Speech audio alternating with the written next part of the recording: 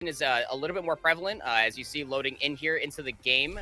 First map is going to be Well, and Well, lo and behold, gonna end up having a pharmacy in the sky, and that's gonna be over. Like I said, on that Winston, Shy on the Widowmaker, you have to be scared of that. LRC is a very good hit scan coming out for TSL, but it's going to be a pull port combination, and, well, speaking of Shy, gonna get the first pick. A little bit of a 1v1 happening on the outside portion of the map as well, as Winter was winning most of that battle. We'll move on in, and oh goodness, the halt actually just nearly avoids the momentum that Winter would have had, probably pulling him into that hook, but he's able to find Shush, and now all of a sudden there is a free main tank line right in front of him, as no one's able to really deal with him whatsoever. Orisa will fall, LRC also takes a dive, and well, that'll be Bilibili able to open up the point and also win the kill feed. They'll be able to find some free capture percentage from here on out. And this is going to go back to my previous point as well, and I'm very happy to see DPS swap over to the Winston. You see Rapture going to go ahead and swap over to the Brigitte. It's going to be a 3-2-1. No, a full-on 3-3 with the Moira as well. Good pick from Shush on the Moira for the self-sustain. A lot of spam damage coming through from Bilibili Gaming thus far. Going to be able to get yourself to the point too. They used to be very stubborn, like I was mentioning at the pre-show, about sticking on that composition. It's very hard to re-approach this this point of Well on Ilios with an Orisa composition. Oh, no. A little over-aggressive there, TSL. Just a little bit.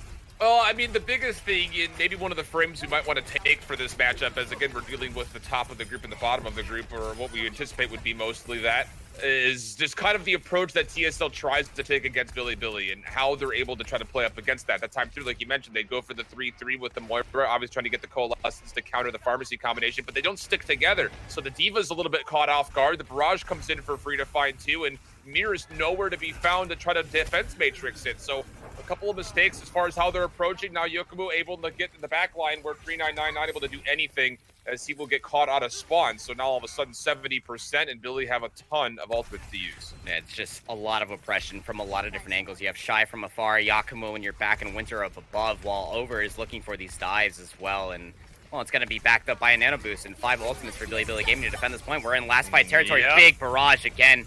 Winter, his Pharah has been impressive thus far in this season.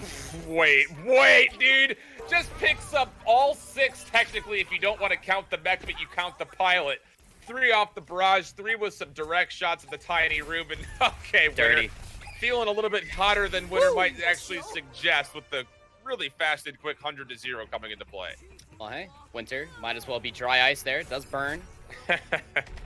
Looking pretty good thus far on Well, but again, the swaps that were coming through from TSL, steps in the right direction, but again, you were already hinting at just the mere minor missteps. When you are facing a composition like Bilibili Gaming are currently running, they're still hovering over top of it as well. You almost have to wait for Yakumo to reveal themselves and try to go for that hack, and you have to take it from your backline, get the Sombra to translocate out, and then you can play around the terrain properly so that we don't get hit in the face by Shy on that Widowmaker, and then be able to have your defense matrix up. That's going to be Mirror against Winter on the Pharah, and it's something you have to be very concerned with. You have to be very passive in this sense as well, but that's not TSL's playstyle. We know and love them to be hyper aggressive as well. Okay. So load in here with a 2-2-2 composition right off the rip. LRC says, Winter, get out of the sky. Of course, Mika's going to be right there for the resurrection. It's going to be down for the next 30 seconds, but still an opening regardless. And I think that might just be Winter saying, all right, buddy, I see you. Like, okay, I'm not going to be able to fly these errors for free for too long. LRC will be having a counterpart of Shy, though, and they seem to know exactly where he is. They dive right into LRC, who does fall. Shy, though, is kind of feeling the same kind of pressure as the front line dives right into the back line of Bilibili. Sleeping as the Diva mech. Nice couple of body shot connections, plus more. One more shot will do. Looking for the zone, but not going to get there. It's actually TSL who opened the point in their favor, but their health pools are severely low. Mirror's going to get D-Mech. Shy able to go airborne and take down DPS. Back to the infra site. Will be actually slept for a small moment, but you see Winter has swapped away from the Pharah and onto the Tracer. This is just another look for Bilibili, where again, how do you deal with it? There's nothing in their composition to deal with the Tracer, and that is exactly what's going on, as Bilibili is able to wipe the floor and flip the point. Yeah, good recognition there from Winter. Mika holding on to the Mercy, gonna have the Valkyrie for their worth as well. It's gonna be a very strong ultimate to be utilizing. TSL will be putting themselves on the board, 20% to the control meter. Rachel's gonna have this EMP, which could be devastating. You take Shush on that nano boost, go over DPS, could be a very strong dive. But Bilibili Gaming, they're not too far away from their own ultimates as well. Double support ultimates. Winter does have a pulse bomb, gets incredibly low, but able to recall out and get healed up. Shy versus LRC, now that's gonna be a fun matchup to keep in mind throughout this entirety. if they even get a chance to look at one another. Right. Both Winstons are just getting right into the face of these Widowmakers, not giving them an opportunity even to DPS. breathe. Although DPS will find his way into the back line and now immediately pop the Primal Rage. He's able to actually avoid the EMP that came through for Yakumo, who's trying to find the damage on the point, and over, he'll clean everything up. Again, those big Gorilla Paws doing some work, and Winter will move his way on in to also clean up the front lines that were left alive for TSL. So even though they captured the point for a brief moment, it gets immediately flipped back to Bilibili. Now over taking a page out of Hangzhou Sparks' main tank, which is Guchwei pulling out the Primal Blade, if you will. Being able to clean up a decent amount with that fight. TSL did invest in the Nano Boost and the Primal Rage themselves too, but there's 399 yet again. It's gonna find Winter in the backline, so there's gonna be an opening regardless. And they'll pop the infrared sight, and they just have to deal with this monkey in the backline. But that is going to be a good cleanup. That's what you're gonna expect the Sombra and the Winston to be working in tangent with one another. Well played from Bilibili. Well, for Bilibili, though, they actually let the point flip in back cap fashion as they're getting a little bit maybe over-aggressive, one could potentially argue. But of course, as the kills are getting traded back and forth, the point will be contested once again. But Mir was just sitting here just trying to delay for as long as possible. 399 again. I think as Over will actually be taken down while he was boosted up from coldness. So just like that, TSL all of a sudden have themselves pressure on the point, and they actually control it to find some significant capture percentage for the first time this game. Ooh, Shy, you miss 100% of the shots that you don't take. Almost had that lined up for Shush right there. And there's going to be Rachel taking up the high ground on this pavilion as well. Just going to be combating, getting Winter out of the sky slightly. Doesn't go for the hack to drop them down to the ground, but going back over to the Far Mercy, recognizing that LRC dropped the Widowmaker, it's going to be a very good call. Gets the boost just to keep his front line alive, who are again getting into the back line, but it will be a DMEC coming through. TSL not really getting the favor in this fight at the moment as Winter is able to again swap back over to the far with the Mercy combination and behind. Over jumping on, even though he's purple, does still have the Primal Rage going on, and he's finding havoc in the back line as he keeps all of the support line completely disjointed. And with that, Yakumo and Winter are able to find both of those aforementioned support players and then come back to the point to flip just as it touches 97% for TSL. Going to be a last fight territory here that a TSL is able to find value in. This EMP coming around, this could be a big flip. Shush is actually going to drop the Ana, going to go over to the Moira again. The self-sustain is a little bit important, although Over did pop that for their own self-sustain. Speaking of, did find a lot of value. Here comes the EMP though, finds 3. Yeah, airborne anti-attack coming in, and that will be Winter who falls first. Looking to still clean things up as Primal Rage will be committed for TSL, and they're able to find the Mercy as well into this interaction. DPS just slapping away at Coldness will find that elimination, and the point will flip back. TSL with opportunity to close out this second map set here on Ilios in the Ruins, as they will just have to find the last player left alive and let the overtime fade away, which they will do. Almost able to get there at one moment in time was one player from Billy, not 100% sure who that was, but I saw some green glow on the bottom left-hand side of the screen, so not quite able to get there in time. And yeah, we'll send things to a map set of, well, the third map set, I believe we're going to be heading over to Lighthouse for the conclusion of this map. Correct, and well, if we expect anything out of these two main tanks, probably won't be swapping over to the Reinhardt anytime soon. No Ryan Zarya compositions will be hovering over. You see Shy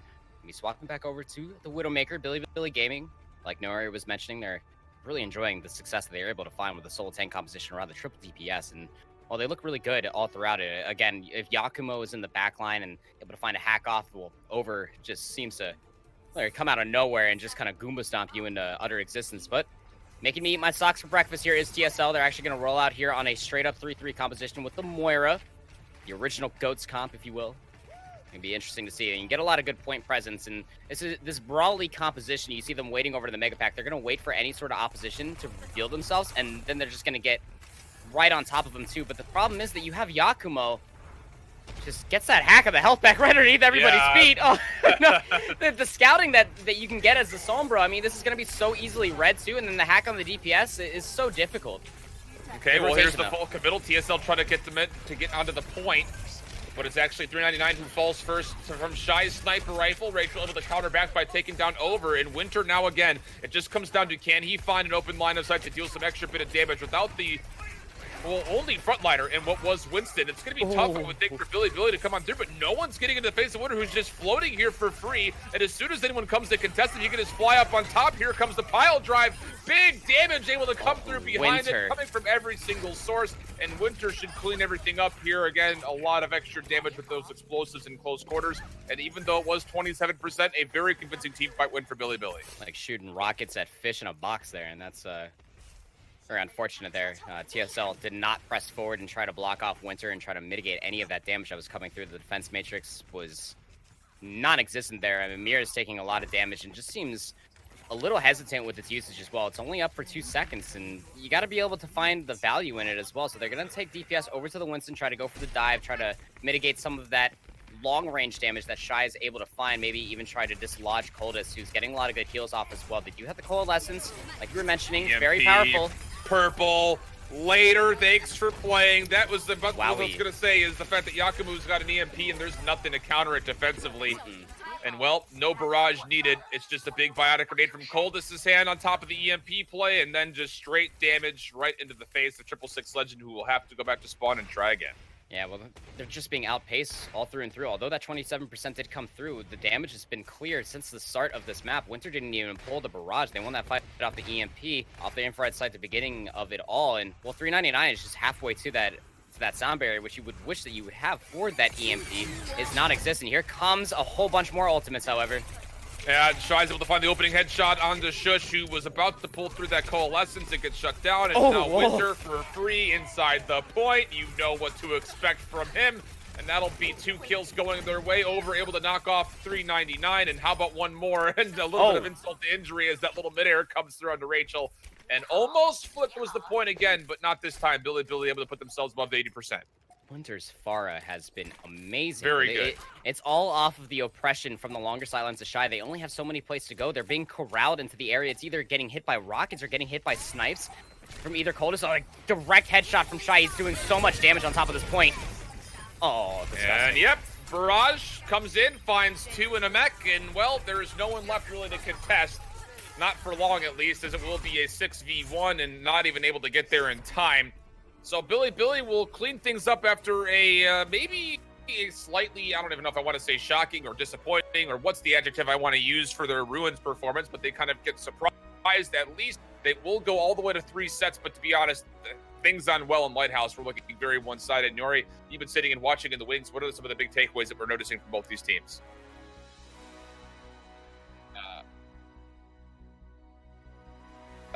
Nori, I believe you might be muted. The mute bug is coming out here. Jeez, every time.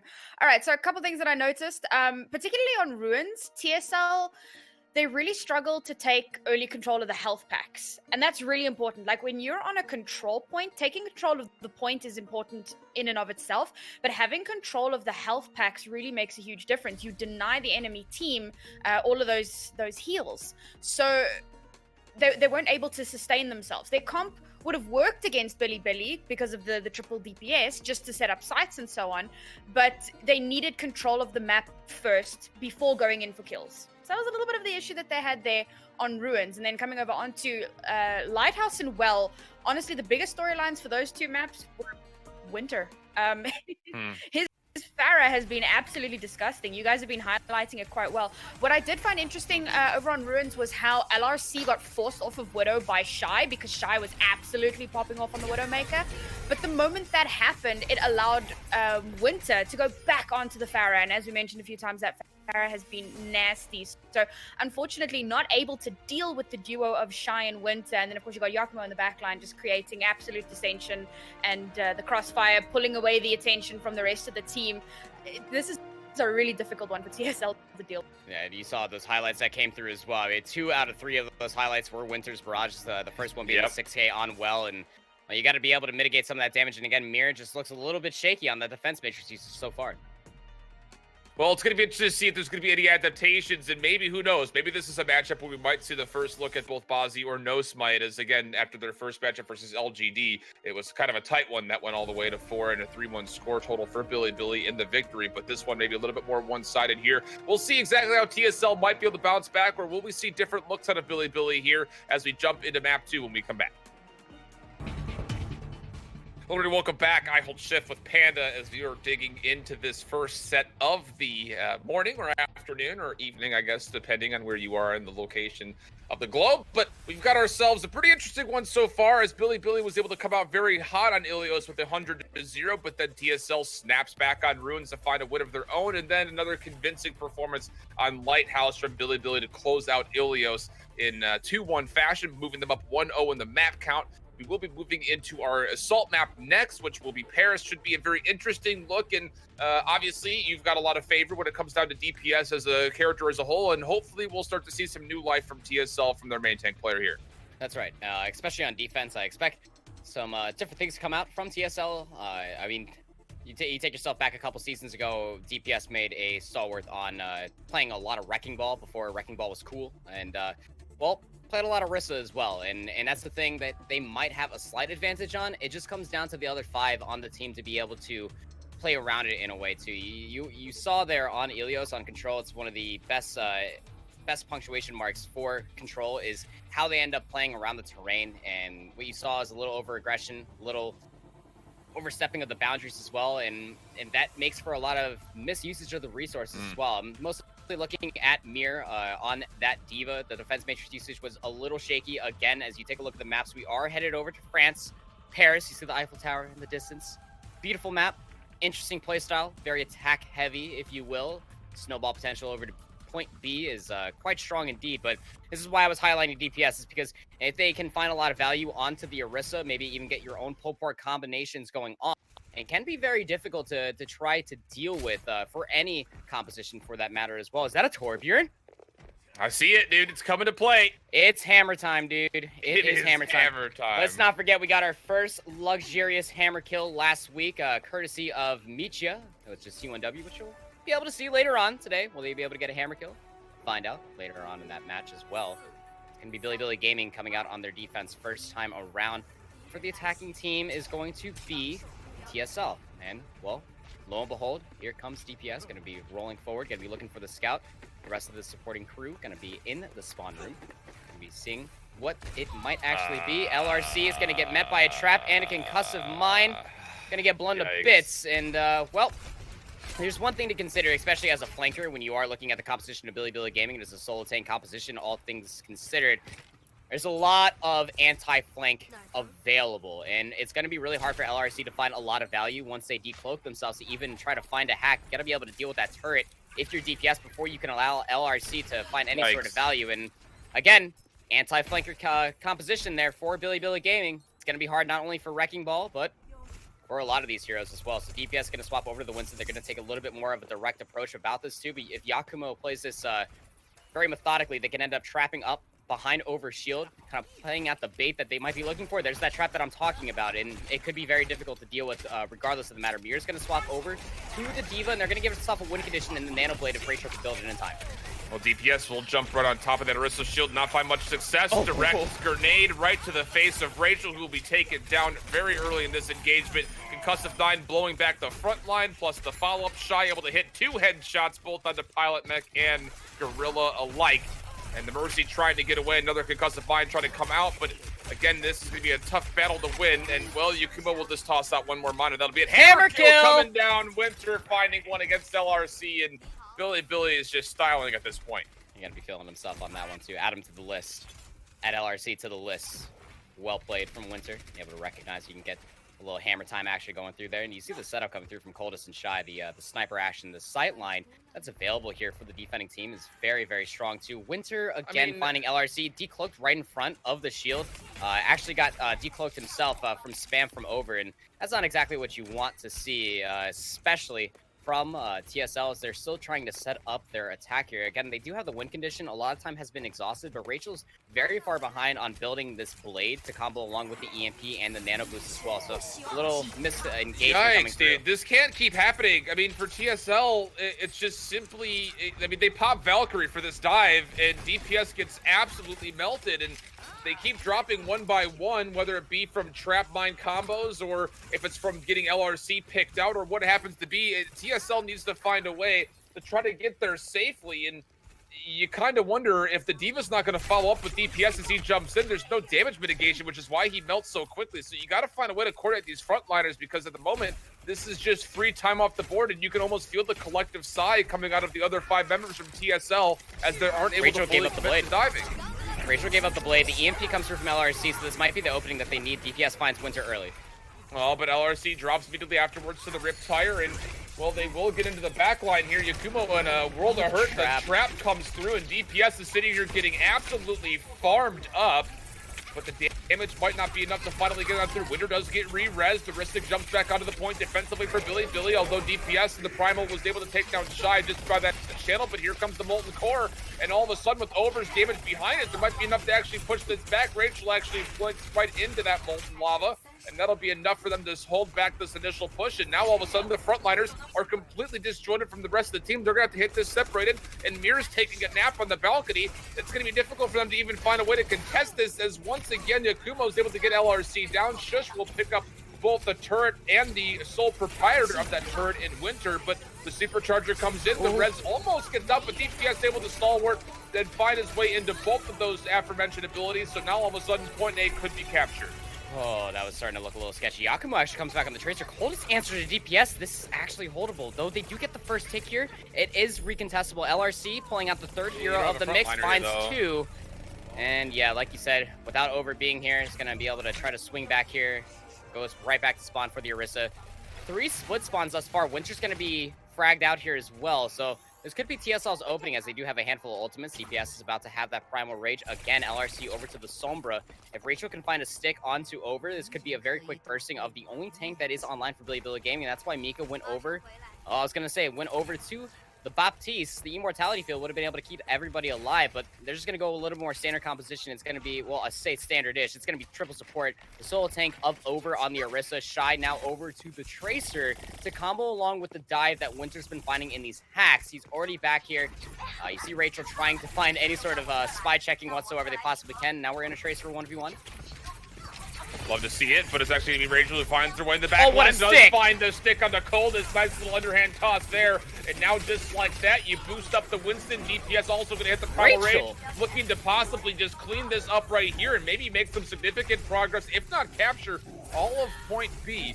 One more player was Winter. He falls, and now as the Primal Rage fades away, it's back to the Tesla Cannon, and a hack comes through, like you mentioned, under the Lucio, who's having a tough time. Mika does get taken down, and, well, it comes down to the sound barrier play that does jump in for TSL for the extra sustainability. They're able to take down Over, and just like that, which was a very disjointed hit towards A, all of a sudden is looking like a successful total round 1 here for TSL. If they can find the kill participation that they need, but it's Winter and Mika able to bounce back for 2, but it might not be enough, as DPS is still here looking very healthy, and Rachel having a very good performance on this Tracer finds their 4th kill. A very big set of spree there for them, and it will be TSL completing round 1.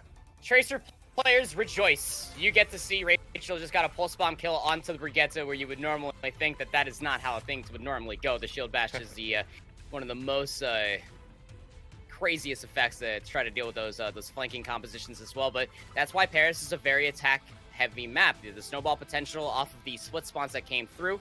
Let's keep in mind this isn't a live patch, so you don't automatically respawn after the point was taken, so you don't get to set up there promptly. And, well, no ultimates were really gained there after the swaps came through due to swapping over to stall characters as well. The EMP did find value. Both supports did go down from TSL. But I want to go back to TSL's attack and how it took, damn near over 4 minutes to actually capitalize on top of that first point too. The target focus was just a little all over the place. You could tell that they wanted to try to take care of the bunker originally rather than trying to deal with the elongated sightlines.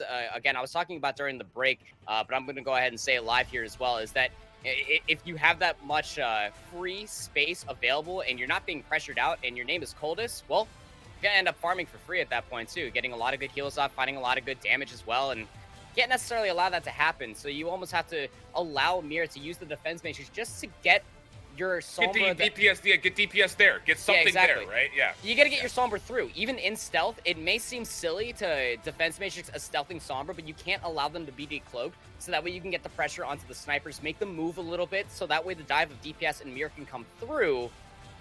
However, it only took them about 4 minutes again to finally find success. It was an EMP, a handful of ultimates. Rachel's Tracer was a very heroic play as well. TSL with 2 minutes and 19 seconds on the clock too, finally capitalizing on the 2 points. They're going to set up on their defense. They have their own Torrid Urine. They're going to have their Pharmacy in the sky as well. Anti-flanking composition. Shy going back over to the Widowmaker, dropping the Hanzo. Yakumo over onto this nice little Sombra. Play here. Yeah, and that halt to sleep combo, that is dirty. And Cuss of Mind just to try to keep Over back in the effective range of Rachel, but there's plenty of healing, and Shy will punish the Over. Too far. Rachel. And will the res get up? It actually does, but Shy is able to find another counterpart, this time in the way of a Torbjorn. Shy looking for another little jump peek, will almost able to connect once more, and Rachel's gonna be very mindful of how they want to play in these not so friendly skies. And Mir's gonna come back here on the Sombra just to make it back to the point in time. This is gonna be dire straits here for the defending team. The Resurrection was able to come through, so they're back to full 6. They really have to be careful with Shy. You can't over-aggress yourself too. Shush on this point as well. Kind of left out in the open. Speaking about being left out in the open, there goes LRC. And this Orisa comp is just not really finding the success that they wanted to, as the Pharmasteak is completely taken apart. Mir able to at least take down Over, but I don't know if that's going to be enough. The Orisa is one of the only sole survivors, and a headshot will make her much squishier than usual. Shy doing a nice job of connecting some shots in, and Yakuma will come in from behind. They're actually able to get the res off onto Over as well, so it feels like it's going to be a full 6-man hit, and Bilibili will capture A off the back end of this push. Yeah, they're going to capitalize this with a plethora of time as well. And once Mir had to come back on the Sombra and dropping the Torbjorn, flankers get to have as much fun as possible. That's why you get to see Winter come back. Got to swap over to the Brigitte. Full swaps coming through from Bilibili Gaming, and that's what you almost expect from a well-versed academy team such as Bilibili Gaming. They're going to take the swaps necessary, that just in case they don't capitalize on this first point, they're going to set up their win conditions as well. So it's going to be a 3-2-1 setup with Yakumo more than halfway over to the EMP. Can be very difficult for 666 Legend to try to deal with. LRC over to the Doomfist. Rachel on the Mei, a little scary last week, walling off DPS a handful of times, but they do have the Supercharger and the Nano Boost to play around, so they can hold this off if they play this very methodically, and they can play this point, but they're playing smack dab in the center, which is not what you want to see versus a 3-2-1 comp. Well, DPS is just getting aggressed onto. Will be booped back for a small moment, but the wall Great is actually wall. very well placed for Rachel, and Mir will reap the benefit of that as there's 2 kills already through. Trying to find the third, will be able to chase it, and likely going to be able to find them. Maybe a full wipe here, as LRC is also moving on forward, but the Sombra hack will dissuade any extra further aggression. And look, I don't mean to harp too much on Rachel too. It's just when you end up walling off your main tank like that at the highest level here in Chinese Contenders, it gets a little shaky and it looks a little strange, right? But again, winning that fight off of the Supercharger is definitely where you want to be. A little minor bit contest for Yakumo to complete that charge of the EMP. Expect that to come through next time around. Dakota does have the Nano Boost as well to probably go over to find a little bit more damage, and well, that damage mitigation is very strong, especially for a Reinhardt versus a Risk who just melts your shield as well. Rachel does have the Blizzard, and to combo along with the EMPs could be difficult for Bilibili Game to try to break through. And it really comes down to me of who hits the EMP first and who finds the most valuable target. To see Mir is ready to go. We'll translate in, and both players will find 4 or more. Bilibili getting the worst end of it technically from the hack standpoint, but are the first ones to aggress into the actual damage category, and that's the one way to deal with the Blizzard. Just break the ground underneath her feet, and that'll be enough for Bilibili to swing things in their favor, as it will just come down to taking care of any desperate swaps. DPS of the Wrecking Ball will do what he can, but gets hacked, so no rolling away. Also dealing with LRC onto that Doomfist, very close to a Meteor Strike. He might be able to farm it up, but unable to stay on the point for long enough, and Bilibili will find a more significant time bank in their round hit of their first attack. Didn't even get a chance to use the Blizzard there. Fantastic EMP coming through from the attacking team, able to sustain on the point halfway through the fight and just clean things up. Well, not only halfway through the fight, potentially halfway through the map. So, Naori, what have you seen so far to kind of note on for this assault? Well, BLG played pretty risky with their bunker, trying to, they pushed a point and they should have lost it. The rotation, the forced rotation from TSL kind of got them way out of position, and so it was really easy for TSL to finally take point, particularly once the mono healer was down. The swap over onto that dive, yes, they gave up Blade, but it was really good for forcing them into an unfavorable position. Then when we had BLG, I mean, their aggression on that attack was so strong. They ran the right comps, and they forced TSL out of their comfort zone. Their forced aggression is just unparalleled. Yeah, I mean, even if that Blade comes through at that point too, I mean, like, would you even find value in it too with the Nano Boost coming through? There was a trap. There was so much to deal with at that point as well. I was about to say, is there really even a way to say that there has been a comfort zone so far for TSL? Because they've been having to swap back and forth between whatever seems to be most viable at the time. Naori, thank you for your little halftime intermission report there for Paris. As we jump back in the game, we'll go to round 3, and it will be TSL looking to attack, and we'll see if they can put something together a little bit more in conjecture with actually finding some success here, because let's be fair, The first hits were not so great until, like you mentioned previously, Panda, it took literally 4 ultimates to even get to the point itself. Fortunately, they were able to win it. We will see a little bit of a hook combination, not able to combine the concussive bind just to blow back Yakubo himself to stay away from that danger zone, I guess you'd call it, able to stay alive through it. And maybe here we go once again. Pull, not quite there, just able to merely hit that Orisa shield, and Shy will open up with first blood onto DPS, who will be re-resed up, so we'll still be dealing with 6 players, but Mir gets purpled, and, well, Over will find the last bit of damage needed, and again, this just becomes the waiting game for TSL until they can get all 6. It's so hard to attack this point as an Orisa-based composition, so you see Mir already swapping over to the D.Va. Defense Matrix is going to be pivotal here, just to try to mitigate any sort of this damage. Oh, great hook, Shy. You saw LRC was lining that one up. Shy knew exactly where it was coming from, and that's going to be the opening. Finds 2 off the rip, even from the Resurrection coming through. TSL now have an opening for point A. And it's the Orisa that's down, so there's no real true frontliner here. Shush is still coming back from his respawn, so he's not fully there either. So if this can be delayed for the side of Bilibili, they could potentially stall enough time to get their Orisa back in. The headshot from Shy might make things a little bit easier, although Yakubo and Winter are also not only losing lives, but also utility. Winter's still up, but loses the turret. Oh, hello. Shy gets pulled into danger, but now all of a sudden, the Wrecking Ball switch that came into play will get Over back to the point, so you gotta find a way if you're 666 Legend to clean the rest of this up, but I don't know if you have the damage or the numbers here. LRC with 1 headshot plus a turnaround, the 180, a little bit of flair and style for LRC as he takes matters into his own hands, and TSL will convert point A. Wonderfully played. TSL on this triple tank composition. The solo support of 399 on this Mercy is going to be able to have a Valkyrie to walk back under, and all while the frontline oppression is coming through from these 3 tanks of Mir, Shush, and DPS. It's going to allow LRC to fully set up as well. They're going to head back to spawn, try to come back with a composition that's going to be more well-versed to take point B. They don't really have any ultimates besides the Valkyrie that's going to be able to give them sustain. I mean, the whole hog might be able to find a slight value in the upcoming bout as well, but they're actually just going to go over to a full-on 3-3 composition with Shush on the Ana. Yakumo goes back to spawn. They lock in the J Silly. They're actually going to lock in this composition a little bit of a difference one than the one that they held on the first point with, especially with Shy on this the Mei. We saw that Rachel was able to find value on it for TSL's defense. Now it comes down to this last 5 territory. 1 wall and a good freezing target. Oh, trapped. Could be the end-all be-all. There's only 5 seconds, and I'm starting to get worried that anyone's going to touch in time as there's a lot of distraction here from Yakumo. Oh my goodness, 1 second! Oh geez, I thought for a second we were going to see a massive letter number, but it will be enough to get them there just before 0 hits the clock. Shy doing so much work, slowing down everybody in their way, but does get stunned up. Not fully taken down though, somehow staying alive. Finally, Mir with the micro miss was able to take them down, but again, there's so much damage back and forth. The Riptire comes in looking for a juicy target, does not want to go for the Winston, does not want to go for the D.Va, won't find 399, and Rachel in a lot of trouble as well, and that looks like Bilibili should be able to hold in the back end of this play, but ooh, I will say the readjustment that I had to make in my seat to see if 666 was even going to touch the point was a little bit too close for comfort there, friends. A little sweaty coming out there towards the final moments, just barely able to touch the point, but they had to use movement capabilities just to get over there as well, and well, that's one less ability that you didn't have to try to lock in any sort of damage mitigation. It was Mir that touched the point ever so slightly and had to fly back to their team, and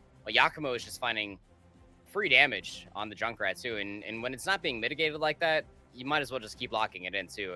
Again, grenades, sporadic, you can say it's a tactical aerial denial, you will, the way that you can just lob those grenades into the choke lines, especially for Paris point B. There's only 3 different ways that you can take, obviously, onto the point, and through the left-hand side of the defenders, it's a pretty easy point for the grenades just to kind of lob in there. You saw that trap locked in. LRC only walked away with 30% charge of the Graviton Surge, and you almost have to wonder if the compositional swap was even worth it at that point. I was about to bring that up. Yeah, I mean, sure, you can play out for that if the fight lasts long enough. If you can find that charge over to LRC, it's a snowball potential because Zarya at the highest charge does do a lot of damage and a lot of shield break as well. But I mean, speaking of high bursting damage, I mean, you had Winter on the Torbjorn, the 7th man roster coming out there with a turret as well. Is very devastating within its own right, but still, win conditions set here. 4 minutes and 11 seconds on the board for Bilibili Gaming to take point A and then a take of B to walk away with the victory on this map. TSL now with Rachel again on to this Pharah in the sky. Gonna have Mir not on the Torbjorn this time down, just gonna be hanging around on the Sombra. Looking for backline pressure. Shy is gonna go back to spawn. Gonna drop the bow for a sniper rifle.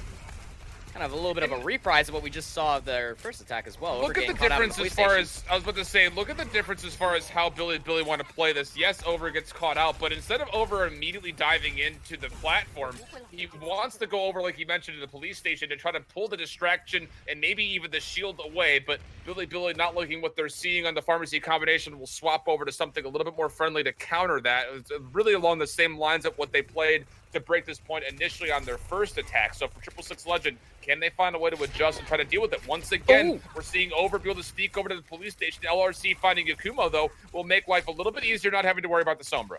Well, yeah, there's no anti-flanker capabilities from TSL unless you just get absolutely headshotted by LRC right there. And well, that's really going to be your win condition in the neutral until ultimates really come online. And Bilibili Gaming are setting up on the point now, just waiting for the rest of their lineup to work their way through the choke. They just have to worry about DPS just holding off here on the plateau, looking over into this choke line as well. The supports do get through ever so slightly. Mika gets pulled out and gets body shotted by a damage boosting rocket from Rachel. They know that Coldus is in here. Yeah, it's not exactly a bakery that you want to be hanging out in too long. Coldus slithers out there, but Rachel again finding a lot of value. And we have exhausted a minute 30 thus far here, Alan, and well, I got a little scary there. This has been really smart for TSL. I mean, they're obviously breaking line of sight away from Shy, trying to make sure the Widow is not able to find any kind of a line of sight, at least not an easier line of sight. It's going to be nothing but grapple shots to try to find a way. And again, we see Rachel able to take down Shy off another nice little pull. It's been pulls and concussive mines that have done a lot of the tricks so far. And Bilibili are looking a lot like TSL. We'll get a little bit of a 1v1 in the back line. It'll be Winter trying to take on what was Mir initially, but yeah, where did you go? Hello? A little bit of past versus present there as well. You know, when Tracer used to be so popular, and now Sombra is a little bit more prevalent, especially in this meta too. But look at this flank coming through. Over just rolling through. Winter half HP, so regardless is able to join in on the dive and able to move LRC away from that sideline. Is going to allow Bilibili Gaming to walk through this choke, but they have to still get through DPS and Rachel. And Winter now all of a sudden has a free target in Rachel flying above, plus a pulse bomb to use to maybe help deal with the Orisa, which is the only real target, but he finds two with it, sticking into the back line, and well, now it's just the Orisa by themselves. Ana not available to do anything as she fell in that pulse bomb exchange, and that'll be enough for the capture to likely come through, and we'll see point B open up here in the next couple of seconds. It's a really good defense regardless. It took them 3 minutes this time around. TSL played that very methodically. The halt to direct rockets on top of halt to headshots too. LRC gonna drop the sniper rifle, gonna pick up a Doomfist Gauntlet this time around and try to look for that one big pick. You can get the one punch. It's going to be able to get a good footing there for TSL. They do have ultimates to play around with as well. Expect the supercharger to come through after the EMP and the barrage as well. And because this is only 1 minute left, you don't want to be using every single ultimate because they do have the speed of Mika. They can make 2 fights out of this if this one goes very quickly. But I like this different positioning that DPS is taking now, just looking over the point rather than trying to deny space on the point. Just allows, or just, I suppose, opposes Bilibili Gaming to try to decide which one they want to go through. A little bit of Sombra waltzing going on there on the left-hand side of the defender's side, but now DPS drops to the point. They're going to try to deny space and try to force an engagement here from Bilibili. Anti-air EMP actually only catches out 399, and that'll be Rachel with the barrage, but gets shut down by Shy of all characters. A mortar. Nearly full charge, and it's going to be down to LRC to make something special happen, but he's going to get shield bashed. There's really nowhere for you to go past that. DPS doing the shield dance, but again, not a lot of success going to be merited off of that as there's just pure target prioritization coming through. And now Bilibili, even though they get EMP'd, there's just not enough numbers here for anybody to really do anything significant for TSL. Over does fall, but again, you've got Shy at nearly full charge, actually make that full charge. Everybody melts it in front of him, and Bilibili just needs one tick of progress. It'll likely come as soon as they take care of DPS, who does get stunned into a corner. And Bilibili will clean up things on Paris and take the 2-0 map lead. It's very good scouting there from Bilibili Gaming to roll back on there again with the Brigitte. That's what you expect from the Hangzhou Spark Academy team here in Chinese Contenders. So walk forward and deal with the flankers accordingly. Well played out from Bilibili Gaming, going up in the lead 2-0. Well, after the last time we heard from Naori, a lot of things changed. So I kind of want to get your take as far as what you were able to see, the stark differences between the first half of this map and the second. You mentioned the stark differences. I'm going to be honest with you. I saw a lot of similarity. Biggest similarity being both of these teams playing compositions that are designed to hold first. but it gets absolutely demolished in the snowball because they have no ultimates to hold on and turn a losing fight into a winning fight. As Panda mentioned a little bit earlier on, we're not on the live patch, so once that first point is capped, you don't get that automatic respawn. So not having those ultimates to turn the fight around, I mean, we kind of saw that the snowball from the attackers, once they took point and started moving on to second point, even if they didn't have ultimates online, they still had enough to be able to take the second point relatively easily, and that was because the defense wasn't working out for them. What I found interesting was they were running that Yakumo on that Sombra, and they were trying to play it slow, to build up that EMP, because, Sombra basically counts as Orisa. But it took so long to try to build up that EMP. When they eventually were getting close to it, they sent flankers into the back line. We saw the little dance there between Tracer and the Sombra. And that, once again, forced the rotation back onto point, which was unfavorable for the bunker, and there you go, easy peasy. You mentioned the differences, but I'm seeing more of the same, man.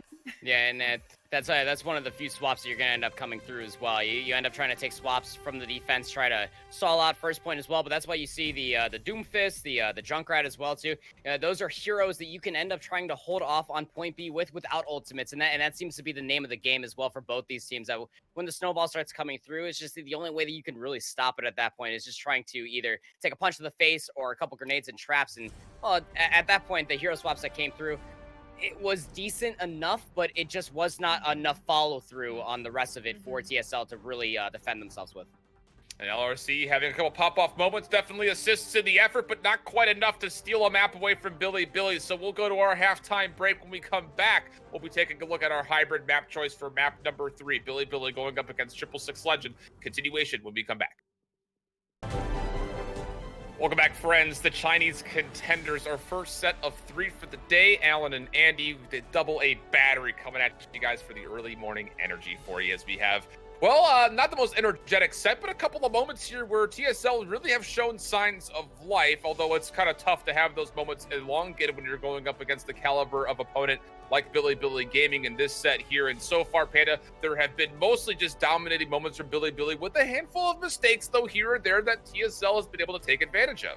Yeah, I'm glad that you pitched it that way as well, and allow myself to knock it out of the park as well. And that's the thing too, is that TSL, we originally set this up as one team that's at the bottom of the rankings right now versus a team that is towards the top. And well, if you're TSL and you're able to push a top level team such as that to the limit to take the swaps accordingly and not allow them to play the game that they want to, well, that's going to be the footing that we know that TSL can really find beneath them. Again, right. The TSL team did end up taking the T1W roster last season at the quarterfinals to a map 5, led by DPS on that main tank. So you can only think that they have that caliber within them, and you got to see some of that over on Paris as well. Whether it's LRC on the Widowmaker, you got Rachel redeeming themselves on the May as well with that wall on point B. It was very impressive stuff. But as we head over to Nubani, a little bit more of a high ground oriented map on point A and B, but a little bit more tank friendly going over to the third point as well. But it can be snowballed as well when you end up having, say, Yakumo on that on the Sombra. You can end up kind of replicating the same kind of magic if you're TSL as well. So when you think about all of that, it really has a plethora amount of compositions that we can end up seeing. Again, Bilibili Gaming really favoring towards that triple DPS. TSL, no, they are not shy, pun intended, to playing their own DPS-eccentric compositions around their solo tank, which is DPS, not the role, but the player. And when you end up combating that over versus DPS, an aggressive main tank for one and another, it makes for some pretty exciting gameplay. And it's interesting as well, just kind of re-hitting this one last time, just kind of putting the nail into this storyline that is TSL, is the fact that they had to go up against their hardest 2 opponents, you would argue, in their pool in the first 2 matches that they've had. The 4-0 versus GZA, T1W from before, and now here against Bilibili. But again, like we saw, 2-1 was Zilios, and 4-3 was Paris. So if TSL, you might say that they're right about there as far as being close, and a couple of kills going through. Rachel able to find 2 with direct rockets. All of a sudden, it's a 5 going up against 3, and Bilibili, I don't know if they're going to be able to even contest this. If they are, it's going to be at very abbreviated fashion. Hacked up for a small moment is over, and he will be focused down. Good target prioritization there from Rachel to help out, even though he was hacked as he was trying to float just above the big monkey. But it's going to be Rachel popping off, and no one able to contest for the far right now. Well, I mean, the point will open up very quickly for TSL. 5 minutes and 40 seconds on the clock too. Did you see that hack? As Rachel got hacked, actually used the primary fire, the rocket jump, to take back up on the high ground. Had some high-level fire play coming out from Rachel here today, and the support 76 coming out from Shush to get that opening pick on Dakotas. That was all the healing gone. I mean, yeah, they were playing triple support with Winter onto the Brigitte, but even trying to assault that back with DPS on the Wrecking Ball this time around, you can see how much damage and how much worth they were able to find. Has a minefield already available. Mirrors going over to the Tracer this time around. This is going to be a lot of backline pressure. Coldest has to be looking out for these flanks. Shy now onto the Zarya as well, playing with Over on the Winston. A little bit of a misteaming of the tanks, but you can still find a lot of worth here in Contenders China. Oh, Over just took an absolute metric ton of damage from the minefield from DPS and absolutely gets melted. Shy looking to do the same thing though, as his particle cannon is nearly fully charged up, but has to be careful because there's a lot of pressure all over the place. But fortunately, the rest of Bilibili is there in support, including Coldest, who again is really good at really focusing his attention when he needs to onto the pharmacy combination, able to find Rachel this time around, and Bilibili will sustain this push. But TSL off the quad DPS start looking really smooth. They are going to make some swaps, as it really does not find a lot of success through the second and at least the first part of the third stage here on Numbani. Yeah, and the high caliber play coming from Bilibili again. You saw Winter blinking back towards the spawn with Mika. The speed boost coming back for the triple support to complete this composition of the 3-2-1. Have a plethora of ultimates to be playing around. Looking for the EMP and the Graviton Surge from Shy. And you can only imagine that LRC is trying to find the same, just to try to set up TSL, who took full swaps across the board as well, just to try to find the footing. Surge. And will be bubbled, not able to use any support ultimates. They don't even need to, actually. Now all of a sudden the EMP comes up again, trying to follow up. TSL, you have to find a kill here, and they do take down Shy. That'll be valuable, but again, Mir is nowhere near substantial charge, and a 6-man EMP. They're going to commit for the recontest. Are you crazy, Bilibili? There's going to be a Primal Rage and a Sound Barrier to be going in support of this. They haven't found any eliminations yet, and you might be wondering what has gone wrong for Billy. They make a very bold call and try to win a 4v6 immediately after the grab doesn't quite find much from TSL nor the hack, but it will still be TSL surviving the fight. In 4 minutes and 45 seconds here in a moment to attack point C. A very different look here for TSL. And while Bilibili Gaming, like you said, getting a little big for their britches, trying to reapproach that point with the EMP, even after losing Coldest, utilizing Mika's sound barrier to try to get the overshields and get a couple frags themselves in the neutral did not pay dividends. Bilibili Gaming taking swaps. Now they're on the Rhine. Zarya 3-2-1 composition. They do have the nano boost. They're about to have the rally to try to combat against this. But TSL, because of that EMP that came through, they have their own ultimates to be playing around. First header gets blocked by Over, looking to win this fight early on. And now boosted up will be that aforementioned player who blocked the shield. Go for a ride. Send for DPS, a little bit of a ride here. And this is actually, I would say, not a bad situation for TSL, but unfortunately they lose both Mir and Lucio in the back lines. Well, actually, it turned out to be the front line because of that pin that came through. So Bilibili will retake the positioning on the map and win the fight. Yeah, the pin was a good call, but at the end of the day, you leave your front line heavily open to so much damage. We know Shy as a prolific hit scan player, a DPS player that has immense tracking as well. And when you put that over to a high charge Zarya, yeah, it's got to be a lot of damage. You almost want to be blocked all the time. You almost want to trade that out for shield HP rather than your player HP, because then you're going to have to utilize so many resources that you really don't want to. LRC has the EMP just hanging out on point, dodges the sleep dart there by translocating out. But Yakumo has their own EMP, translocates in, finds the EMP, finds 4. It finds mostly the backline, but TSL is able to actually get the sound barrier off, so they could potentially fight this back, but the health pools are getting so low. Shush is not really getting a good line of sight to heal anybody up, and with Rachel falling, no Inspire healing means that TSL will just fade on back towards their spawn. Shush not able to get back to join his comrade, so will fall in the battle. So TSL now, again, they do have a lot of ultimates ready to go, but still, there is a lot of team fight win potential for Bilibili by the means of the Earth Shatter as well as the Graviton Surge. This is a smart play from LRC too. Going to end up decloaking here in a moment. Just to try to pull any of the pressure from Bilibili Gaming back, who's playing up on the high ground to get them to come back to allow TSL to walk forward with. But that's the name of the game for Bilibili Gaming. You win the fight off the EMP, then comes the Graviton Surge. You could also utilize the Shatter first, like most teams do. They're going to pull the rally first. They're going to be stepping forward. EMP catches the front line. Graviton Surge able to get used, but it's a little bit of both teams getting sucked into the opponents. And well, Over does fall. DPS able to find himself 2 kills in the front line. Now the Shatter should be free. He's able to pin Shy into a... Oh, no, he's not. Nice sleep dart comes through. I'm not sure if it's going to make too much of a difference, but a little flashy play there from Collins as he also hit a pretty big biotic grenade.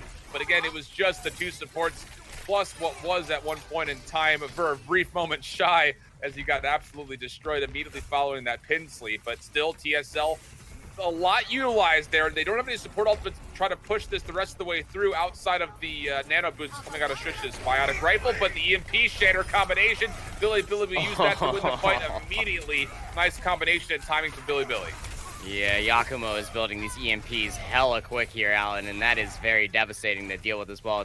Just mere meters away from completing all 3 points here on New Bonnie. TSL looking pretty strong. Again, they were approaching 5 minutes as they were getting into point C, and well, that's very impressive within its own self as well. A very high risk, high reward. Going for the mirror grab was mirror, but high reaction time from Shy to catch LRC out of the EMP, and the damage did come through in a moment's time after the respawns. The TSL, they do have the nano boost. Rachel's about to have the rally, but more importantly, you take a look at LRC, does have the EMP in this next and upcoming fight, which can then set up TSL, which again, one more fight is going to be able to give him this third capture point. DPS dives on in, but gets slapped though. He's going to get Wolf's back up though, so now 90%, one more swing might be able to get the job done, as he was very close to an Earth Shatter. And the rally comes through, LRC hitting the EMP and looking for a way to counter as Bilibili is Shy, is able to get the Graviton Surge down, but there's just not any follow-up, too little of numbers, and TSL will finish Numbani. And to be completely frank with you, Panda, they looked relatively clean throughout just about all of it. The quad DPS was good. The swaps over to the 3-3 was better. And then to finish off the third stage, well, they did it with good ultimate usage. Yeah, right. It was all off the back of just well-coordinated play, like you were saying. Well, Naori, you had a chance to watch a little more passively from the sidelines here. Tell us what you kind of were able to take away that we missed. Well, TSL absolutely run over BLG with that quad DPS. They were not expecting it. Nice swap over though. It took them a little while to swap, kind of messed with their ult economy a little bit, but they did do it, and they managed to start building up their ult quite well. What I like to see was how BLG were running it a little bit more slowly, playing for that EMP, but in that last fight, well, in the second last fight, BLG blew all of their ultimates, and TSL were able to come back and finish it out with ultimates of their own. Their aggressive play style, while it had them on the back foot for a little while, ultimately worked out for them at the end, but time bank is going to be important going forward. Yeah, very, very important. At least TSL was able to finish the map, and that boasts a lot of confidence. You'd think, Naori, for your take on this first half here as we go into round number 2 of Numbani here in just a moment. And, well, I mean, again, we're seeing, outside of Ilios, okay, the first point, the third point, very one-sided. Everything else has been contested relatively well from TSL, who, like you mentioned, just somehow are able to weasel their way into playoffs. I mean, weasel your way. I would say I would even take that that much further as well. I mean, they have it inside of them, man, and they're able to show the amount of grit that they were able to run through the last season with. And again, this team does make playoffs for a reason as well. They are high caliber players, and they are more than well tasked to end up trying to combat it against a strong team such as Bilibili Gaming. And when you take a look at their defense as well, and when you end up putting a high mechanical player such as LRC on this character as Ash, damage boost up by 399, and with the turret from Mir, this is a lot of damage for TSL, or for Bilibili Gaming, excuse me, to try to break through. There's a lot of different angles for them to worry about. Shy's on the Hanzo this time around, trying to break the shield of DPS, but the sleep dart, Coldest, you madman. Well, let's see if LRC can get things done in still sniper fashion, but with a little bit higher rate of fire here with Ash. And maybe they can find a way to make a 7v6 also occur. If Bob gets his way into the battlefield, Winter pulled up. Yakumo, though, is able to find the first blood. That's actually a major target in the 399. And just like that, without the Mercy being there, you would love to find another pick very quickly, or at least force them off the high ground and contest the point. Because without that res being there, it could be massive. DPS taken very low. If they can dive onto this Sarissa and take her down, there might not be an opportunity to re-res. And, well, in the backline, Yakumo is continuing to do Sombra things as he's able to help single-handedly find Rachel. And I don't know if there's going to be enough pressure here for TSL to even find a way to recommit. Shy is very close to a Dragon Strike as well. If it's needed, it won't be, as Mir tries to peek around the corner, a little bit ill-advised, and this pharmacy combination is just going to go off the side of the map.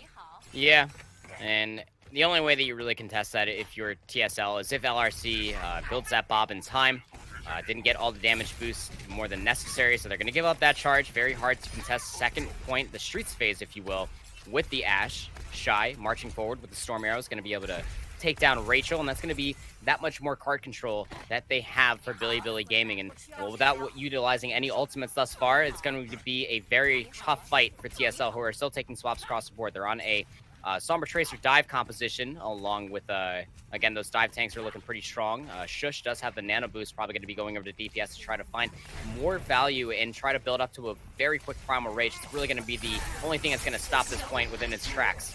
I'll say a big opening pick from DPS, but he actually puts himself on the high ground right in front of the Storm Arrow of Shy, who's able to then follow up, taking down 399. The res comes into Yakumo, so now a 6v4, make it 6v3 as the D-Mag comes through, plus the pilot getting wrecked. And, well, there was a nano boost thrown out from Shush onto Rachel. I'm not 100% sure on the committal call to that, but regardless, it's another ultimate down, and Bilibili with a little bit extra room to push this payload for the second checkpoint. I mean, Rachel, LRC, they're going to have a lot to worry about, too. The Storm Arrow itself, replacing Scatter Arrow quite some time ago, it's still a big tank buster.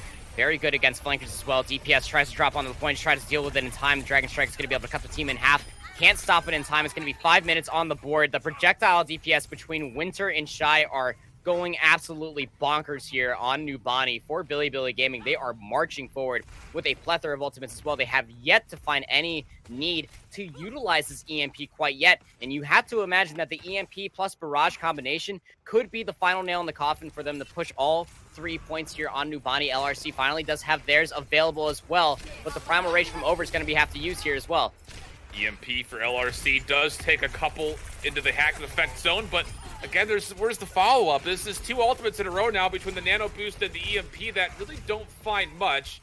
And you just kind of wonder, these are the moments that I think you look at from TSL and say, you can't allow these to happen because this is just amounting to a good team like BLG. Oh, no. To just free capture percentage and capture movement, I guess as you say it. And now the barrage in front of the spawn doors will find 2 plus 1 more at long range. Concussive blasted their way in, looking for LRC.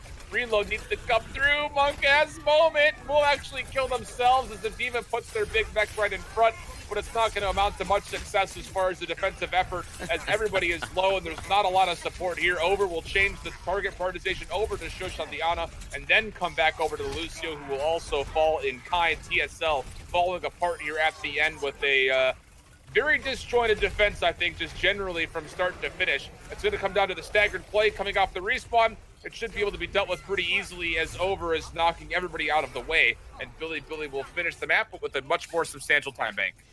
I respect that choice from Winter, looking dead in the eyes of the enemy of TSL and deciding, well, you can't take my life. I can only take my life. Putting the rocket to the ground and claiming theirs as well. Very well played as well. And like you said, the mere frog in the S moment there is very unfortunate to see. But again, there was a few moments of hesitation there as well from TSL. Needed to hit the go button a little bit earlier. Could have been able to stop that point capture from happening on B and maybe being able to get a few more ultimates out from the side of Bilibili Gaming before they fully approached onto point C. And like I said, that EMP followed by the barrage, followed by all the support ultimates, just allowed Over's Primal Rage to be utilized as an over-sustaining ultimate at that point as well. And, well, it's just really hard to combat it against, especially when you are TSL taking the swaps across the board. You really have to find a lot of neutral ground and gains as well, so that way you can find yourself ahead in the ultimate economy. Because, I mean, bring yourself back to about a minute ago, there was just no reason for Bilibili Gaming to utilize any of their ultimates. They were just winning off just simple hacks, direct rockets as well. And that's the thing that you can take a look at when it comes down to Sombra and Pharah as well. It kind of plays back to the good old days when Tracer was still being played every single composition as well. When you get the direct rockets on Pharah, and then there's Tracer just blinking in your backline, getting to clean up on the kill. BLG on the defense this time around is going to be TSL that has a minute on the board after capitalizing all 3 points. Are going to be bumped up to that minute time comparatively to the 3 minutes 47 seconds of Bilibili Gaming. Bilibili Gaming this time around playing around with a 3-2-1 defense. TSL not switching anything up on their attack. Same quad DPS. Yep. Support 76 coming in. It's gonna get dove. Gonna get dove. Same thing. Only I can take my life. Says Shush. Yeah, and this is just a good adjustment from Bilibili, recognizing the quad DPS and the fact that there will still be a soldier in play. And you say, let's not even let him get online, take him down quickly. Now DPS has fallen. And honestly, if you're looking at this from the rest of the sense of TSL, you need to soft reset. You need to get out of here. You need to hope that you can get DPS back into the mix quickly. And as Yakumo finds another staggered elimination, this time on Damir, it's going to be an abbreviated fight for the last handful of seconds. Although, to be fair, TSL has captured 1 tick of progress. So a little bit of work done. And like you like to say a lot there, Panda, a win condition has been at least established so far. but it comes down to, again, can you really hold Bilibili to only 1 tick? You would love to be able to find at least the second, but it's not going to happen, not today. The eliminations are coming through. Barrage gets completely mitigated out, and, well, that'll be just about all that they wrote on this attack for TSL. Just comes down to taking care of this pesky Tracer, which they're able to do. And now LRC going to, again, delay for a little bit longer, just looking for those last-minute heroics in Conga Lion fashion, but no one will get there in time to retouch. So at least for TSL, 1 tick of progress, not the worst-case scenario, because there is at least a potential to not keep the draw in place and maybe even find a win here. You know, I'm a half-glass full fella. I know you are.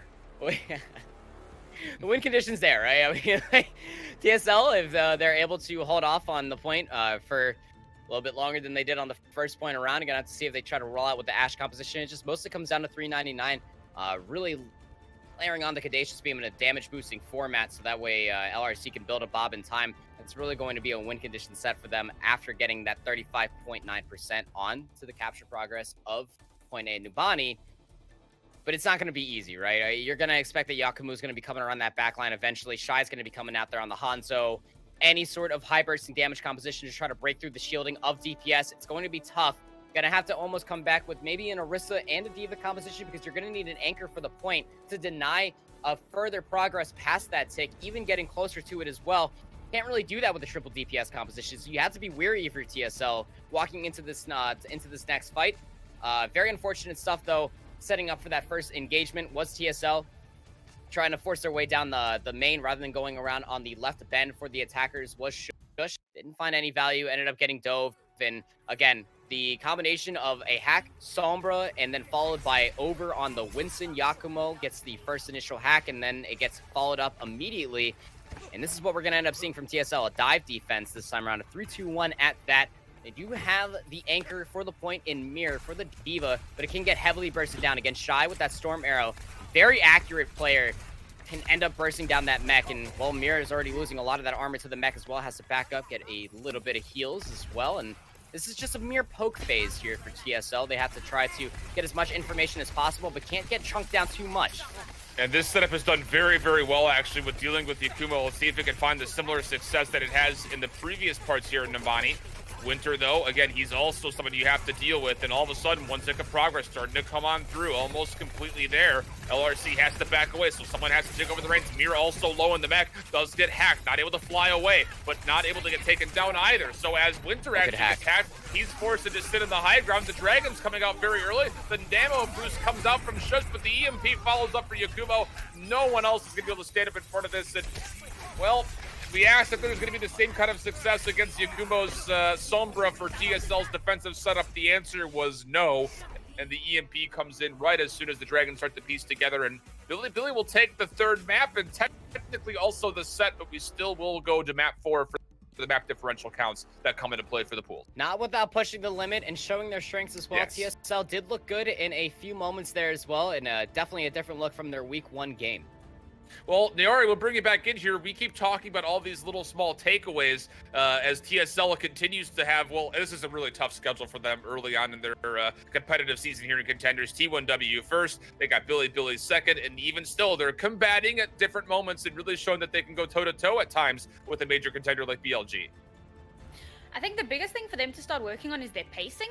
They seem to have a little bit backwards. They kind of play a little bit too aggressive on the attack and a little bit too passive on the defense, and it's not really working out for them. What I did find, you know, BLG, they got it right. They played quite slow on their defense, but their aggression on their attack when they came out with that high DPS combination, added with the absolute madmen of Shy and Winter on the Pharah and the Sombra? No, the Hanzo.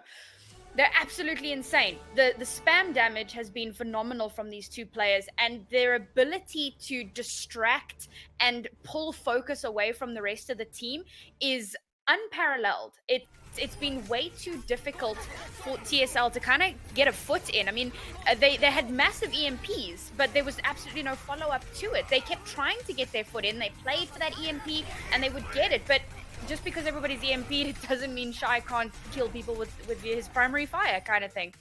So when you get something of that magnitude, there's got to be that follow-up, and it's all about that pacing.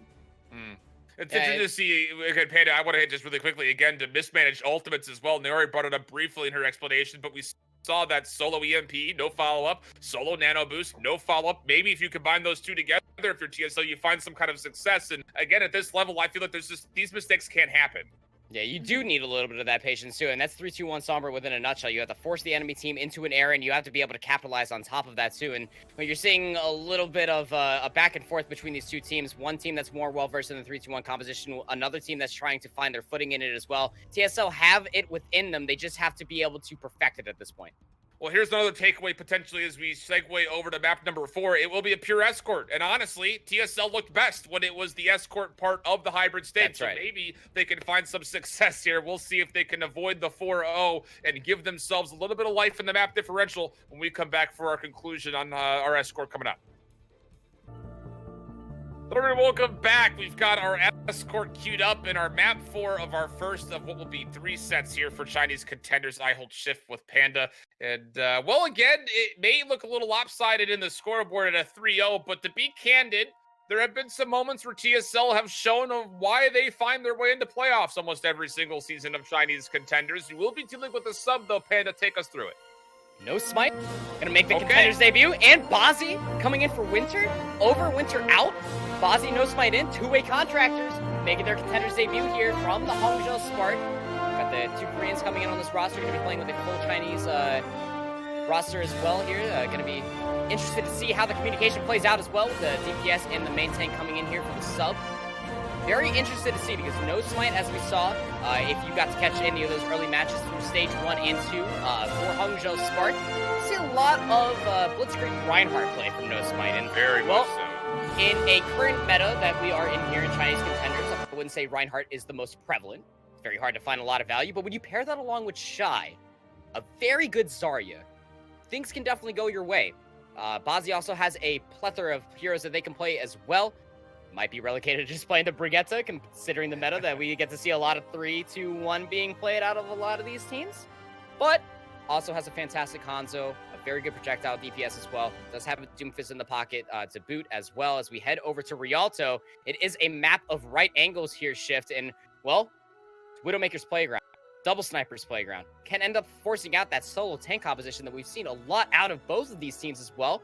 DPS likes to play that solo tank wrecking ball, can play Orisa on defense as well. Gonna have to see how they end up wanting to play things here. Gonna have to tap into that passive aggressiveness. I call it lightning in a bottle, and allowing yourself to unleash it very promptly as well. You have to be able to force your enemy into an error and be able to capitalize on top of it. Interesting, because again, I think out of all the maps that could have potentially been pulled out for the escort, you would maybe argue that Reinhardt maybe finds a little bit more value on a map like Rialto than some others that are in the rotation. But regardless, we'll see exactly how these former Hangzhou, I guess not former, two-way Hangzhou players will come through. I don't want to, discredit them. It's not going to be merited 100%. Two-way contractors. Two-way contractors. Yeah, they're really getting their work in here, double duty. But it will just be the Orisa, like you mentioned, coming out for the side of Bilibili, and they're going to be setting that up with a double sniper. A lot of information gained, and for 666 Legend, let's see how they decide to deal with this.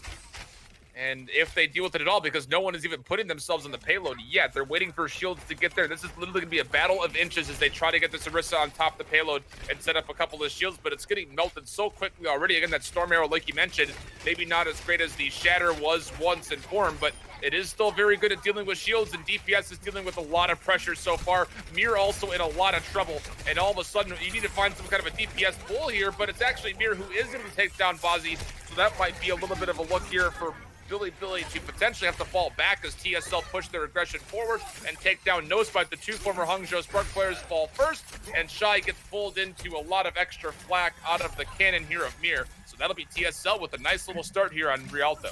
Yeah, and I was just about to sing the praise. We got to see a little bit of Bozzy's Widowmaker play in the Overwatch League as well. A plethora of heroes that Bozzy can play at the highest of level, but at this point, you might as well stick Shy on the Hanzo. Has been a fantastic look on them so far. No recontest even available on the slow-based composition for Bilibili Gaming. What a sleep dart.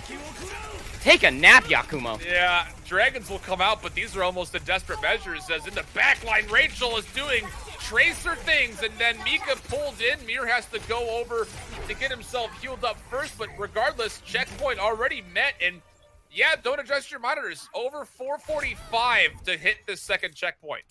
Shy does answer back in kind with the direct headshots for Rachel and get out of my back line. But Bilibili Gaming, they do have the infrared sight being popped as well. Information's going to be gained that, well, they're just on the cart. Nothing too crazy. And this is what I was expecting too. Going to be relegated back to the Brigitte role here for Bazzi. Shy over to the Sombra. Gets dropped incredibly low. Oh, you got to be very careful. LRC is no... Wow, fantastic usage there. Being able to scout out from because of the infrared sight. It's going to be a little bit worse for weather. Yakumo does have the EMP available. Kodas does have the EMP. It's going to be going over to No Smite. No, actually goes over to Yakumo. Keep himself alive. Mir using the whole hog, just trying to push everybody away. Won't find any connections for eliminations, but it does. You can see it actually by the X-ray here. Billy's completely split up, but now all of a sudden they'll come back together as there's a good trigger on the EMP for Yakumo. A little bit of a 1v1 when she wins versus LRC. Maybe it took a little bit longer than he would have liked. Rachel able to respond back, but still, it's Billy who, whoa! Oh, Rachel! Could win the fight, but Rachel's making it happen now. This time as he goes for the solo barrage. Nice sleep with a 180 pull there from Coldus. That'll be the end of Rachel's life and the end of any kind of a counterattack from TSL. Going to be done with themselves over the edge. Going to take a little bit of a swim there. A little bit of rust coming back over to the horse for DPS. Going to go for a full wipe and a reset as well. 399 getting hacked, and that's going to be when Mirror and 399 going to be jumping over the edge and going to be regrouping with their team as well. Going to see if they take any swaps across the board. There's DPS on the Reinhardt, Mirror to the Zarya, so a little bit more of a standard front line there for TSL to try to combat it against the rectangular shield of No Smite, who does have the Earth Shatter available. Another Nano Boost. Coldus has been building these incredibly fast here as well, really allowing Yakumo to get into the backline. Finds a hack on Amir, so no protective bubble so far. As again, Coldus is sleep dart again on the Rachel. No Smite's getting absolutely juggled. Will find himself in the DPS though, and will be slept. So this Nano Boost really doesn't amount to much, but it's enough to at least find the counterpart in DPS. And that'll be TSL just soft resetting, waiting for the Reinhardt to come back before they recontest. It was also a rally pop, so double support ultimates utilized for Bilibili, and they don't have anything else to respond to any aggression from TSL outside of the Earth Shatter and the Graviton Surge. You're happy to lose that fight if you're TSL. Like you said, it's 2 support ultimates out of the way. Mika is only 60% towards the sound barrier as well. Graviton Surge comes through. It does lock in 2 players, but again, like you mentioned, you might not be super mad about this if you're TSL because it's another ultimate that's down. Those are big team fight winning ultimates, but Yakumo has earned another EMP. Meanwhile, TSL is, I won't even say steady, but at least slow to start generating some ultimates of their own. They are getting close to the cusp of having 4 online.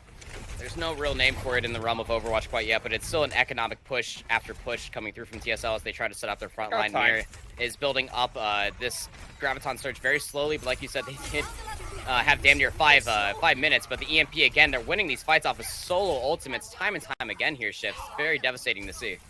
But the cycle's going to be running pretty thin here because the only thing left for Bilibili is the sound barrier and the Earth Shatter. So as TSL has what a lot of people would likely consider to be win condition in their near future as far as the next team fight goes, it'll be interesting to see if they're able to execute properly. Taking a little bit of a nap is Shy pushed onto the low ground. Not that going to force everybody to come down to them. Rachel from the back line. Are they going to be looking to pull the trigger on the barrage here? Has the support line in the back, but has to be careful of the sleep darts and really just the normal biotic rifle shots alone of Coldus. Who needs any kind of hit scan when Coldus can be the one responsible for taking care of Rachel, and that'll put a pretty steep halt in the pressure that TSL was looking to exhibit. Oh, good protective barrier from Mir, allowing 399 to Guardian Angel back across the bridge and escape with their life as well. Well, let's not forget that Coldus has been a very staple with the Ana and the Zenyatta thus far, but not this time around. Coming on top of that duel, it will be Rachel, and does have the barrage for their worth, maybe saving it for the EMP or the Graviton Surge as well, but at that point of getting 2 picks, you can see Bilibili Gaming, they're heading towards the hills. They might actually have to give this one up. A recontest is going to be very difficult to deal with. They're just for Ultimate Abazi is going to be used, so that way they can recontest your Nano Boost on the Rachel. Hacked. EMP comes through, but it misses the sound barrier, so Bilibili can still stay here and fight as they have the extra shielding, but Rachel is absolutely up here for free and fully healthy. Also still has the barrage if they want to let it loose, and I was going to say Bilibili was just a little bit split as No Spite had one idea, Bilibili kind of had another as a whole, and it will be the checkpoint being met, and Bilibili will wisely back away, but it's an expensive recontest as they use just about everything that they had available to them, and TSL is still pushing forward. And this is the minor bit of miscommunication I might have been hinting at as well. That's what happens when you end up swapping out main tanks. We see it up at the highest level up to the Overwatch League. You saw even Seoul Dynasty play around with it, and even Hangzhou Spark as well when they were swapping No Smite in and out for Gushue. And well, now we get to see it here at the Contenders level with No Smite coming in here for Over. EMP comes out, only finds 2. The barrage, the Graviton cleans up Shy. That might be enough, to be honest, because Kumo's getting abused by the Battle Mercy, who's looking for a second elimination, but it's DPS who takes it away from 399, who will then go and play the support role with a res back onto Rachel, and now all of a sudden, 6v5. Here at pretty high charge, Graviton Surge comes into play, but DPS nano boosted. He's soaking up so much damage, and the Earth Shatter, BLG not ready for that one, as TSL are looking to finish this match with maybe even time still on the board. Still 30 seconds left available. Rally used just to try to keep Bozzy involved, but he's really only playing that as a solo, trying to get involved as much as possible, but it will actually be a completion of the map with just over 20 seconds left for TSL. It's actually, Shush did a fantastic job there. After the nano boost came through from Coldest onto No Smite, once No Smite was going for the first swing and the cleave damage, well, Shush was right there, living up to their name, putting No Smite to sleep, and that allowed a very easy Earth Shatter to come through from DPS and a very clean fight victory there, and able to capitalize on all 3 points with time in the bank as well. I mean, even if you finish with 0 time in the bank and the enemy team does finish with time in theirs, you still get a minute on the board regardless. It's still impressive to see for TSL to be able to combat it against Bilibili Gaming in such a manner, especially when they were being exhausted on point B through economic push after econ push after econ push. And well, that's just what you love to see too. After winning the first point very handily off of their pull port combo, or if you've known and love, shout out to Uber on his oink and yoink call for the composition itself. I like both, I'm not gonna lie, I'm kind of battling with myself. But at the end of the day, what you got to see was a strong ultimate economy, being able to pull the trigger at a moment's notice as well, the Graviton Surge being utilized, the nano boost to keep Rachel alive in the sky, like you were mentioning in that second point, very healthy, but it was all disruption from there on out. They were trying to deal with the backline of LRC, the Sombra, while trying to combat it against the high burst damage that was a nano boost far at the time as well. Not necessarily a C9 by any means. It was just fantastic play coming through from TSL, which is, you don't really get to say every day that you see 666 Legends play here in Chinese Contenders, but in that exact moment, they looked very clean doing it, playing around with their ultimate. So on their defense this time around, they're going to go back to this pull pork combo. 399 flying high in the sky with Rachel. LRC on the Widowmaker this time around. Going to go tip for tap versus Bozzy, but there's 2 snipers for Bilibili. I guess 3 if you count Coldest as well, the way that they've been able to utilize the scope's ability as well, combating against Rachel themselves twice over in that defensive phase for Bilibili Gaming. It's all about off angles here, Alan, and how you end up trying to really cheat your way and forcing, again, TSL into the errors. But, I mean, when they're bunkered up on top of this, this balcony... That's not what you want to see. Mika falling off the map. Not sure if there's any kind of influence of why that happened. Maybe there was some kind of a pull or something that forced her into an awkward spot, but Mika falling will put a pretty steep stall onto how Billy wanted to approach this initial push, as they were looking to get a little bit more aggressive. You see that payload will be stalled out right inside this little chokeway. And now Shy with an opening kill into Rachel. Again, just getting it done with the bow this time around. LRC responds back by taking down No Spite. And then able to find Bozzy as well, saying, I don't care who you played for in the Overwatch League, nor do you, Coldest. I just don't have any kind of consideration or care whatsoever. And LRC pops off to make sure this defense is absolutely cemented. Well, look at the split, too. Now, Bilibili Gaming, they're split up in this small little room, and this can get shielded off and kind of taken care of, but good discretion coming through from TSL, allowing Rachel to get the flank as they were trying to escape to get back with their team. Rachel's going to find this 3K. Can he clean up Shy? Just gets the heals in time. Shy does have the Dragon Strike available, along with Coldest having the Nano Boost. Going to be a very selective target on who this goes over to. The Dragon Strike, if it finds 1 or 2, could be devastating for TSL to try to combat it against, but LRC again. And, you know, there have been a couple of moments where our former Hangzhou Spark players have been maybe a little bit away from the mentality of the rest of the team, but this is just sheer outplays coming out from both Rachel and LRC. Nice little concussive blast to move the Orisa past their own shield, and a lot of extra damage. And how about Mika getting pulled? And there it is, definition of what you mentioned as the oink and yoink. LRC, meanwhile, still popping off, by the way. It just casual mention there as he finds another headshot on the nose spike this time around, and all of a sudden BLG look a little bit lost, and they do have a lot of ultimates to play with, but TSL could absolutely counter back with some of their own. Shy hasn't been able to move outside of that lobby At area, and it's been heavily suppressed too, so going to be able to have a decent amount of ultimates coming around the bat as well. Look at Coldus' ult charge at 40% is just showcasing just how much suppression they're able to utilize. The first nano boost was just used because they were in a dying fashion already, but there goes Dragon Strike to split the enemy team, does find DPS, allows the resurrection to come through from Coldus, so some footing is going to be gained here for Bilibili Gaming to attack and try to capitalize on point A, but because the cart was pushed so far back here, Alan, it's going to get recontested here. And TSL... That's a lot of ults used for nothing, really, yeah. Exactly. It was just all utilized for space, and now TSL have their ultimates to utilize for blood, and they're looking for it here. But Shy finds the opening first blood, this time onto Shush. Supercharger will be placed down, which will dissuade any extra aggression in that little causeway. Whole Hog also being used to push everybody back, but Shy finds another kill, and well, he might just be the only player really giving this maybe a little bit of extra success, but without No Spike being here, you don't have a frontliner to contest these inner areas, especially against the likes of both Mir and DPS, so Bilibili are not able to finally get their way all the way in. TSL are going to have an opportunity not only to get the barrage potentially online, but another Valkyrie's right around the corner as well. Look at the time, Alan. A good sleep dart from Shush. Gonna put Shy to sleep up at the top. Ozzy's gonna try to get this angle. Great quick scope coming through, but Rachel's right there for the cleanup, finds a two-piece. We are down to 12 seconds left on the clock, under 3 meters left here. It's gonna get pushed slightly, and it will be capped just slightly. TSL had the win within their grasp for the map victory. Would have been emphatic within its own self, just slipping up ever so slightly because they lost DPS. The resurrection came through. No smite back here on the wrecking ball to clean up Rachel, and well, almost a hold there on point A for TSL. They win the fight. They still win the fight, so they're able to just set up shop. This bunker here on the card is going to be very hard for Bilibili Gaming to dislodge him. The Yakumo does have the EMP, but this pull port combo from Mir and DPS has been stellar. This is just so much crowd control coming through. Mir's having a field day, finding these easy pulls. And again, TSL wins this fight, and it just comes down to a mere matter of split seconds or split meters, however you like to dictate it, time or space, whichever you prefer, but not able to get there. Now the Dragons come through, EMP follows up, Ozzy with the headshot, Shy with one of their own, and that'll be enough to just able to go to the Storm Arrows and find damage onto Rachel as well, or at least trying to. That's the only real influence to really find a target that you need to find a kill on. And 399 will actually go for the res, although I'm sure Rachel's looking at that saying, why, dude? Why did you bring me back into this world? Just to get demolished by another Storm Arrow from Shy.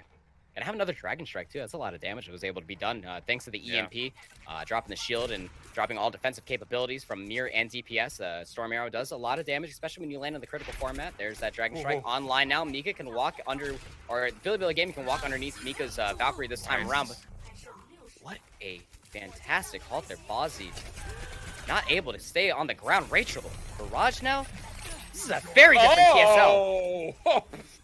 Mir from long distance, able to pull the downtown hook as well, and Triple Six Legend is honestly, Billy has no response at the moment for DPS and Mir. This combination of the Orisa and the Roadhog is just looking way too freer at the moment. There's a reason why this composition has been making a staple all the way up to the Overwatch League here, Alan. It's because it has so much lockdown capabilities. It's so devastating to deal with. You see now No Smite working the way up to the top, trying to work a grapple hook to knock down DPS from this high ground, but it's going to be so hard to get past. You see Shush right next to DPS, and you try to roll anywhere near that individual, you're going to get slept for your worth. Misses slightly with that headshot, though. Now looking the infrared side up. I dare you to peek Bozzy. And the Supercharger, a headshot for LRC, and as the time ticks away, it's going to come down just to No Spike to touch the point. We'll drop the minefield, but he could potentially get focused down quickly. The adaptive shield is nice, but it's getting... Oh, they're going to be able to do this. And goodness, BLG with the picks now from Bozzy have an opportunity to keep pushing this in overtime, but they have to push it so far still. And for TSL, they use so many ultimates to try to defend it for the win. This might indeed could be a punish, as Coldest will send out the nano boost on this No Smite, who's making himself very valuable, and he's able to just piece himself into the back line and take down a lot of supports. But again, it's still in overtime. You have to be absolutely perfect here for Bilibili because there's still another fight in your near future. Yeah, that stall on the cart was actually massive for both of the supports as well. Mir and DPS are going to come back on dive tank just to guarantee themselves they're going to be able to get a second fight here on point B. Look at Rachel in the back line. Doesn't have the barrage, but this could be a lot of damage. She's camping out the translocator just in case.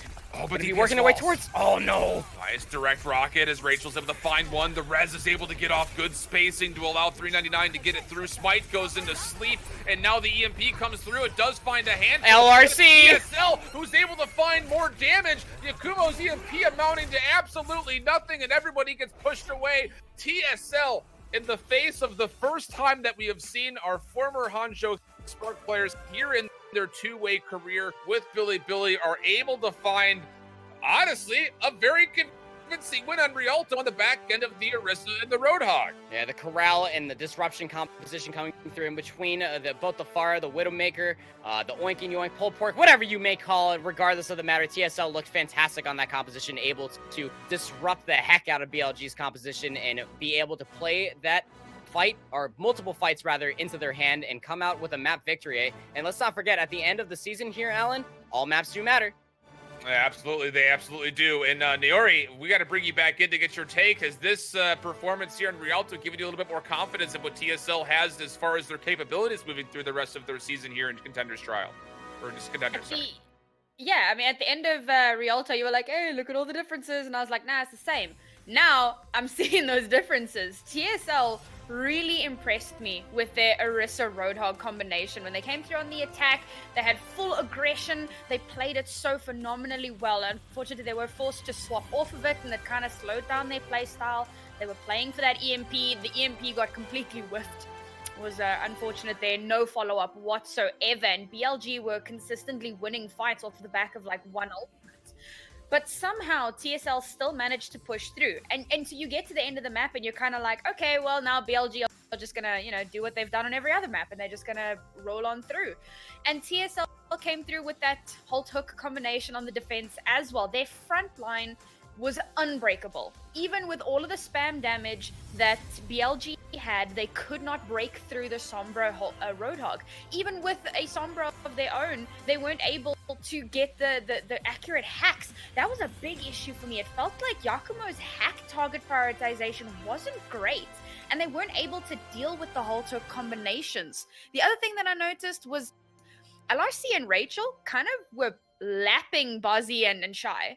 Like, they really showed up on their heroes in this last map, and it might be because of the swaps. It could just be that the synergy, as you guys mentioned, isn't 100% there. They don't play with this team too often, but LRC really showed up here without Winter being able to kind of be around and be an issue for him.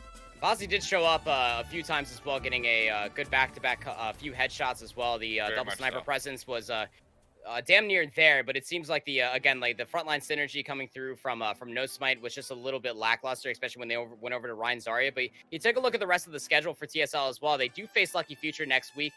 They are going to be working towards a little bit of an easier schedule, LGD in week 4, and then they're going to have light gaming in week 5 as well. All winnable matches if you put that into the realm of possibility, the way that they played off on Rialto. So TSL, again, we say Weasel, they're going to look towards making it into the playoffs again. I mean, again, all maps do matter. They had the 2 hardest games of the season right off the rip of the first 2 weeks. And, well, TSL, they are still showing that they are a contending team.